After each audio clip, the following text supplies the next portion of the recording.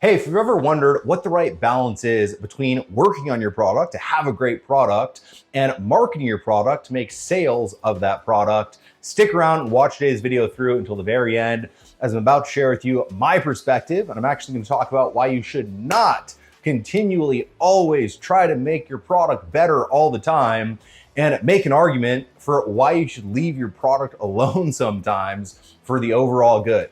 As always, if you get value out of this video, please let me know in the comment section below what your biggest takeaway is. Don't forget to hit that subscribe button and that bell icon notification button so that you get notified when I do more videos just like this.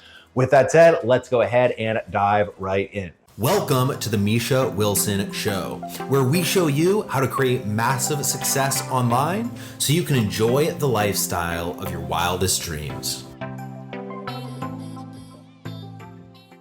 All right, so what I want to talk about here today is, once again, the kind of controversial topic of should you just work on creating the best product all the time, or should you just focus on marketing your product all of the time? All right. And the first thing I will say is there's no, simple answer of just do this one or just do this one. All right. I think part of the issue, well, part of a lot of the issues in the world today is that everything is so polarized towards black and white, this or that, good or evil, best product or best marketing. The truth of the matter is that if you want a healthy business long term, if you want a business that grows and, gets bigger overall market share, but at the same time has happy customers, you absolutely have to do both. All right. So you have to make a good product that people actually enjoy going through, actually enjoy using, actually get benefit from, and, genuinely like and use. And at the same time, you have to understand how to market that product, because there are 1,000 good ideas that never saw the light of day just based on the fact that nobody knew how to actually market the thing that they created, wanted to create, had the idea to create, etc.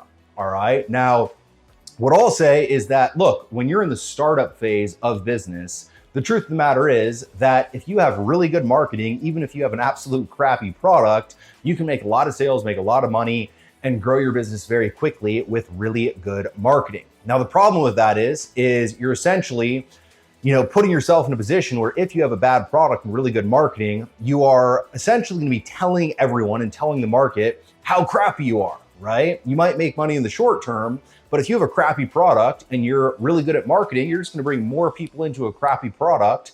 And over the course of a period of time, have a bunch of people coming into a crappy product, looking at your product saying, holy shit, this thing sucks, I'm out, right? So you definitely want to focus on product quality, but at the same time, you do not want to overdo it with product quality. This is what I want to talk about here today, something that absolutely drives me freaking crazy as a business owner, someone who uses a bunch of different products for my business. And that's the notion of always consistently updating your product every other day, every other week, every other month, just to consistently update your product. All right. The big distinction is sometimes you have to update a product because the market changes, and you need to update the product because the market changed, so your product makes sense to the market.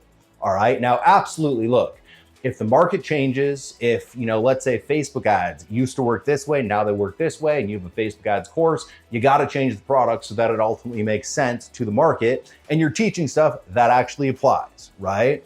So when stuff changes in that context, absolutely update your product and make it better. At the same time, do not fall for the trap of constantly trying to update a product just to freaking update a product, right? So story when it comes to our business, we got off the ground with a certain CRM, Infusionsoft, just because someone told me, hey, this is a CRM you should use. Everyone calls it Confusion Hard because it's not Infusionsoft. It's freaking confusing and it's hard lots of the time. And one of the things that drives me absolutely crazy about Infusionsoft is, or Confusion Hard, I should say, literally for no reason, they will just constantly update the damn thing nonstop.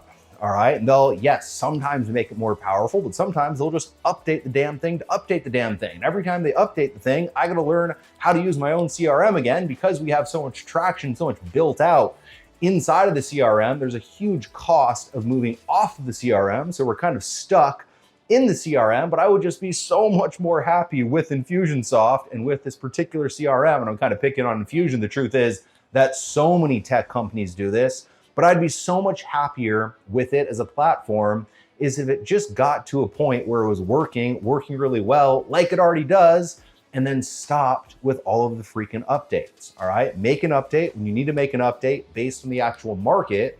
But once you have a product market fit, meaning once you have A, the thing selling, and then B, you have good feedback coming in from the customers, that is the point at which, in my mind, you focus more of your effort on marketing.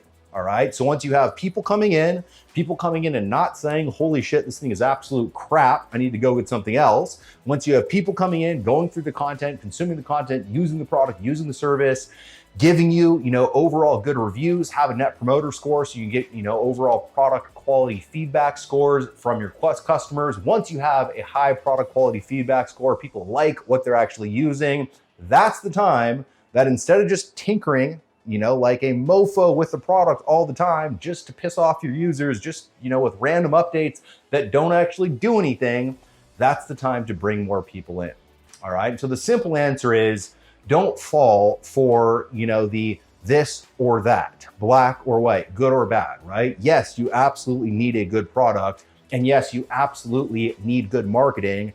Don't fall for, the so-called, this is another one that drives me nuts, right? Some of the people in the crew that just talk about product, they kind of sort of make it seem like if you build a good enough product, people will just naturally come.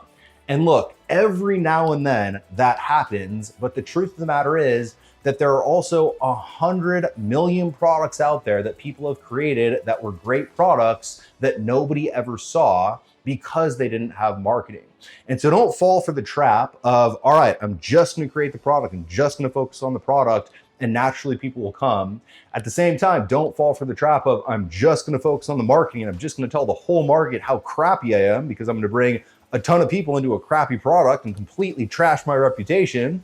Both very stupid, right? Focus on the healthy in between of having a good product that gets good reviews and gets good feedback from the actual customer base, generates return customers, has ascending customers of higher monetary value. They purchase more from you because they like the original product, etc. Get all of those things dialed in, then focus on marketing. Go along with your marketing, get more and more people into your pipeline. And again, at that point, you're bringing more and more people in to a product that people absolutely love.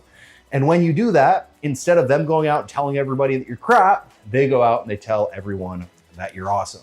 All right. So once again, don't fall trap for either or, dial in both. Don't fall trap, to making a bunch of stupid adjustments you don't need to make. And also make sure you have your product dialed in so that when people come in, they get real value. As always, if you got value out of today's video, please let me know in the comments section below what your biggest takeaway was. Don't forget to hit that subscribe button and that thumbs up button if you got value.